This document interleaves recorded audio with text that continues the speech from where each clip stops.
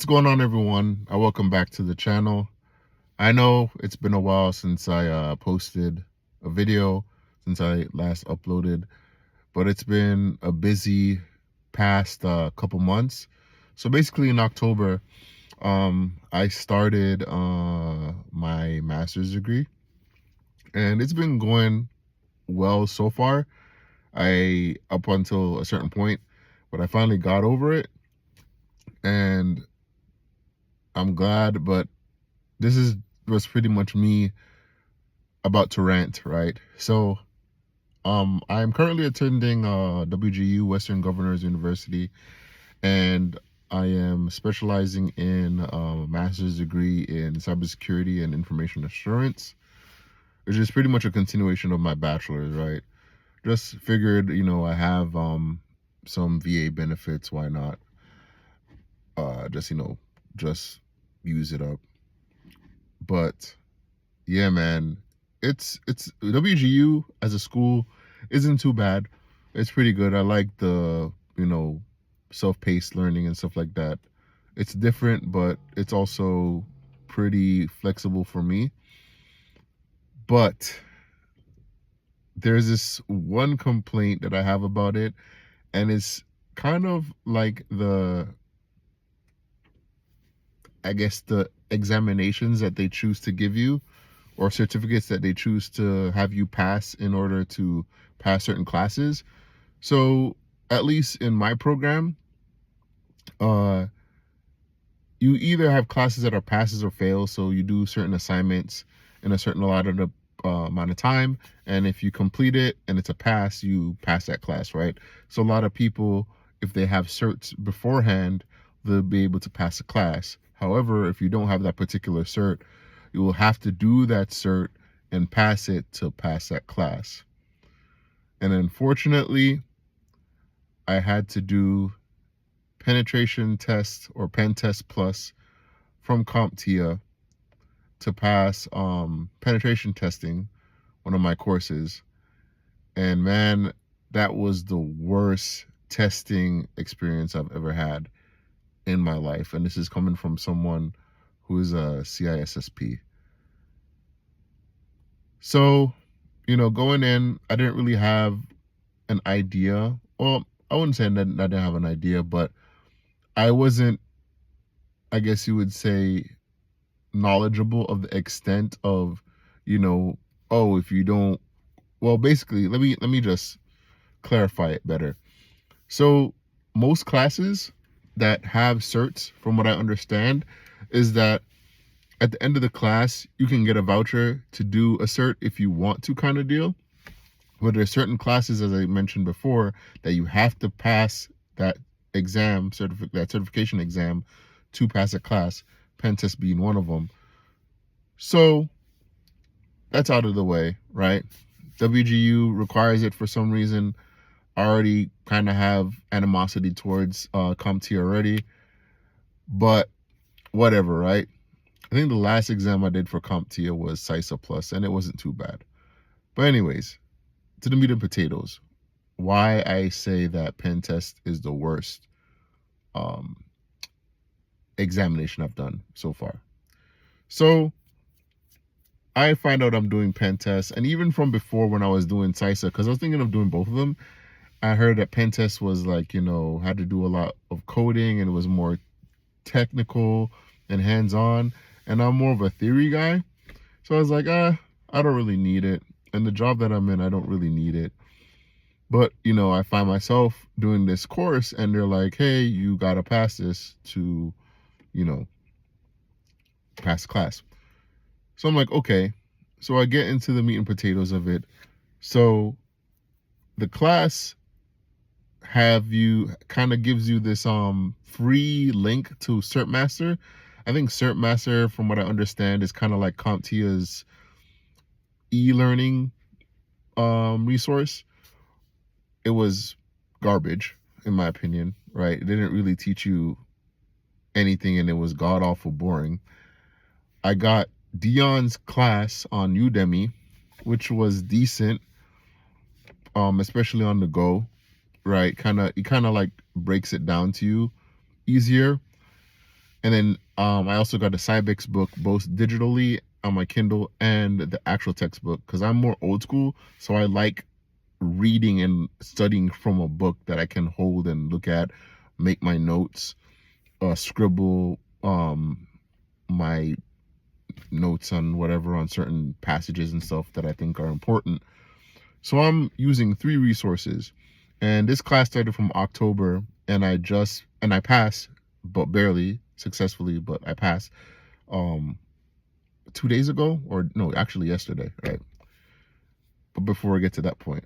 So between October and now, or yesterday, I'm studying all the time I have.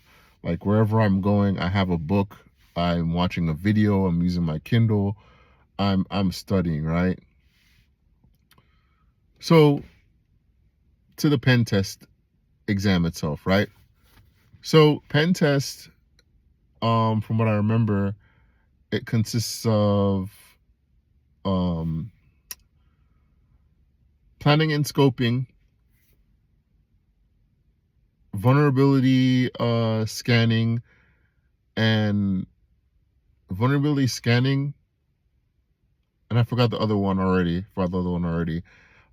Then you have attacking and exploitation, then reporting. You're reporting the pretty much your findings, and then the tools and scripting and code analysis, I think, right? I know it's bad. I just finished a test yesterday and I don't remember the sections, but that's pretty much a gist of it. And for those of you who don't know, pen testing or ethical hacking, which is what part of pen testing, ethical hacking, is just pretty much, a hacker that isn't doing it for nefarious means, but it's needed. But a hacker is needed to kind of like make sure that the defenses that the blue team, because hacking or that pen testing is more the red team. You have red team, blue team, but hacking ensures that if I have a cyber defense, that it's sturdy enough to keep a particular organization's IT network secure, right? Because you can have defenses build up all you want and you think it's good, but you might overlook a vulnerability. So it's kind of thinking as how an enemy would think, right? So a lot of big corporations, especially, they will hire pen testers or ethical hackers to do runs, but it's within means, right? Like, in the whole material, you learn that, as a pen tester, you have to sign documents and contracts to say, hey, these are parameters that you need to be within, the timelines, what you can and cannot scan, based on certain laws and regulations. And when you do your scans, you pretty much write down a report and you bring it up to the people in charge, and then they'll make their determinations after that. But that's pretty much in a nutshell what a pen tester does, right? But I'm all over the place, sorry about that. Well, back to the test, right? So overall, the material isn't bad per se, more so because I have already experience and I have a cybersecurity background, so it wasn't too bad to digest the material. I think the harder parts to digest was more on the technical side, because you have to learn a myriad of tools like Ettercap, Frida, OWASP, Nmap is a big one, Metasploit. And for those of you who are familiar in that field, you kind of know those tools that I'm talking about, right? And the same mode, like, you got to know different vulnerabilities and attacks like cross-site scripting, cross-site forgeries, what type of tools can break WPS or WPA2, wireless security, and so on and so forth, right? But the biggest thing the biggest complaint that I had with the exam, right, was you had the basic cybersecurity blue team stuff like, GRC, and then you had the red team stuff where you had to learn about the tools, the different vulnerabilities, and the frameworks, right, to exploit systems and stuff. But then you had scripting, right? Which is like, okay, you need to know scripting to obviously break certain things in systems, right? In IT systems, right? Because most things are they use code, obviously, or you need certain ways to automate certain things, right? So you have to learn 6 languages pretty much, right? You have to learn 6 different scripting languages. I think you have to learn, or I know you have to learn Bash, JavaScript, Perl, Ruby on Rails, Python, and PowerShell. So you have to learn 6 different scripting languages. And I'm telling you, man, if you don't have any sort of background in programming, you're SOL, man. You have to know your programming. But I'm getting ahead of myself. So I'm like, man, I gotta learn like 6 of these. So I pretty much had to learn how all these meshed, how all these looked like, how to make variables in each ones, how the while loops and for loops and object oriented programming looked like for each of these scripting languages. And it was a lot, because I mean, learning a programming language it's a lot. Plus on top of the red team stuff and the basic cybersecurity knowledge. Even so much so that I remember in one of the Dion videos, Dion was like, oh, it kind of sucks that CompTIA wants you to learn all 6 of these languages, because each language could be a whole series in and of itself. But if you fail the scripting part, as long as you pass the other parts, you should be fine. So I'm like, okay, that's kind of not encouraging, but all right. So I focus on, because obviously the bulk of the material is attacking and exploiting and vulnerability scanning, right? So pretty much in the whole timeline, I forgot to mention this, but the whole timeline of penetration testing is that you plan with the people that you're working with, the organization, the people who run the organization that you're about to pen test. You work with them, you set up contracts, you set up I forgot the words, I forgot the terms, but like I can't believe I brain dumped everything. But let's call it, for lack of a better word, contracts of outlining what your parameters of work are going to be, your legalities of it, make sure you have authorization to do everything, like what you're going to scan, all that other stuff. And then you do what you call enumeration, and fingerprinting and footprinting. So you're making sure you're mapping out where you're going to penetrate, and what places are open and vulnerable and stuff like that. So you do your passive reconnaissance and your active reconnaissance, and then you go into your attack stage where you actually deliver whatever exploit you're doing. And then when the exploit succeeds, you go into like persistence. So you set up like like Trojans and not Trojans, but backdoors and reverse shells and stuff to pilfer information or simulate pilfering information, or to kind of like say that, hey, this is a possibility. And then from there you can pivot from like one server or network node to another one. And then basically this is all like theoretical, because you're not supposed to do this, because you can go to jail, especially if you're doing it without permission or using certain tools, even if you have permission, but that's another thing. And then after you do all your exploitation, then you write the reports and give it up to whoever needs to see it, right? So that's pretty much the timeline of it, right? In a nutshell, for the most part, right? So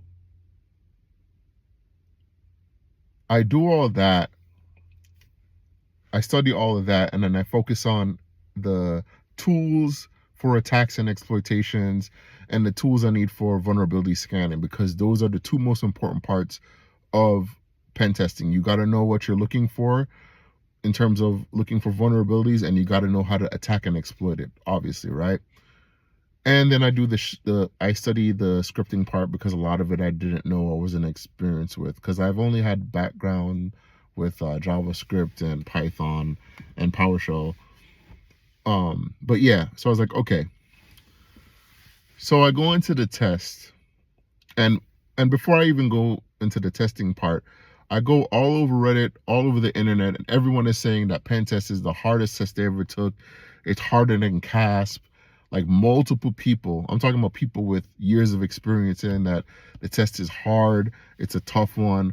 I even had people in my workplace saying that, oh, they failed pen test 2-3 times and they passed it in the third time. And I'm like, man, this is going to suck. But I was like, okay, I prepared for 3 months. I should be okay. Maybe they're over exaggerating. Maybe it isn't so bad. Man, I tell you, I sit in that test, man. And the very first question is legit, is pretty much a script that you can tell that is not a beginner level script. I don't want to give out too much information, test compromise, but it's pretty much like something that, I mean, granted, the CompTIA does say people who take the test need to have like 3 to 5 years of experience in pen testing. But come on, most people who are taking pen tests, who are actual pen testers, aren't taking pen tests, one. And two, like, come on, man. Like, a whole script, like long script, the first, like, problem-based question, like crazy. So I'm already like, man, I'm gonna fail this.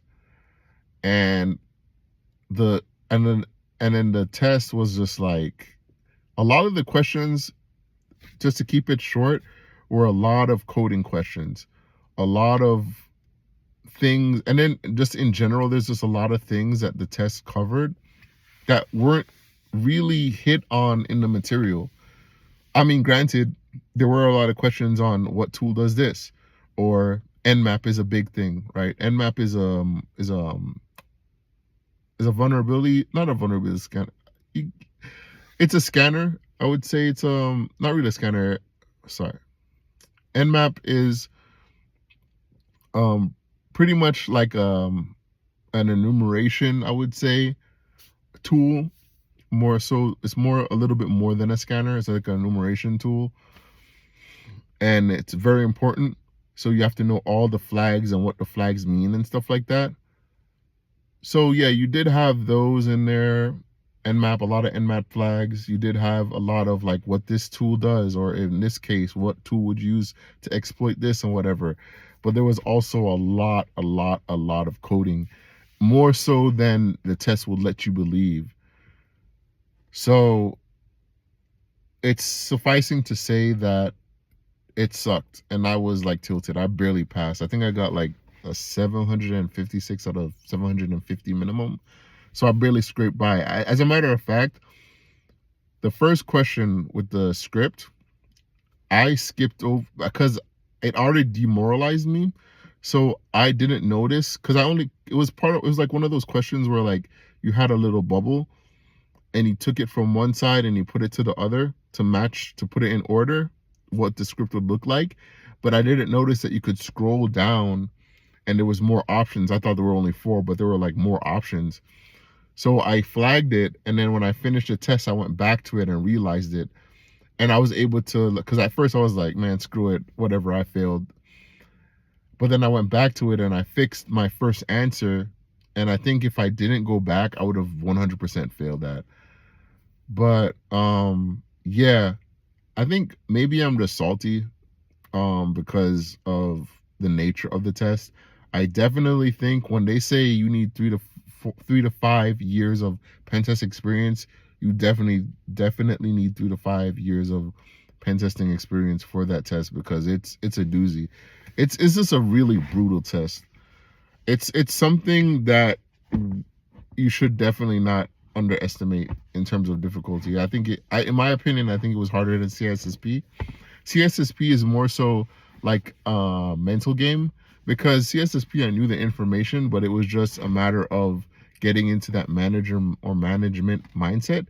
Whereas pen test was just hard. It was just a hard test because I had to lean heavy into my experience and common sense and my coding experience, and my experience looking at logs and website requests and stuff like that. I think that tests can be better written, for sure, But yeah, tips, if you haven't kind of picked it out already, tips to pass that exam if you're, for whatever reason you're doing that exam, unfortunately, is that definitely know Nmap like the back of your hand, know all the tools like the back of your hand, know the flow of pen testing. Depending on what your level of cybersecurity is, know the basics, know the contracts, even though I completely brain dumped them, like SOW and NDAs and stuff like that.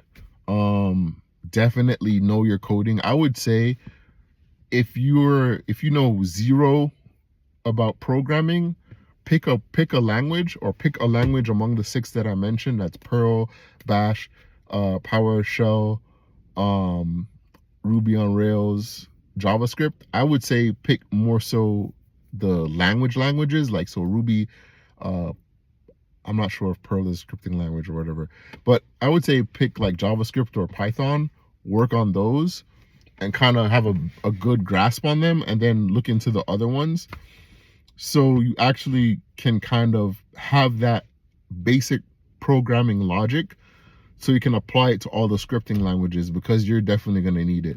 They definitely put a lot more programming questions that they let on. And I would also say make sure you're good on like injections and like website logs and stuff like that, and how they look like command injection stuff like that, because that can sneak up on you too as well. So Nmap, programming, scripting, knowing what to look for in logs, websites and stuff like that, and just basically cover all your bases. But Nmap, knowing how GUIs look like too, and how to interpret GUIs, like from like Nmap and Netcat, and knowing what a reverse shell and a regular shell looks like in terms of like persistence and stuff like that. I would say those are the things that I would harp on in terms of the test. But do you, if you're, unless, other than me who had to do it for the class, for the course, would I recommend pen tests to get into penetration testing? No, I wouldn't. I would probably look into CEH or offensive, I forgot what it's called. I'll leave it in the comments. It starts with I forgot what the name of the certification is called, but I'll edit it. I'll either edit in the video or leave it in the comments. But I will also go to Hack the Box or Try Hack Me and do the courses there if you want to get into pen testing, and go from there instead of doing pen test. Pen test is 100% not worth it. It was a bad time. But that's just my rant. Just wanted to put it out there. That's what I've been doing for the past couple of months. I finally feel free. I kind of don't know what to do with myself because I've been studying nonstop. Anytime I had free time, I was just studying. So yeah, that's update with me. Leave your thoughts in the comment section below. But that's all I have for today. Until next time, peace out.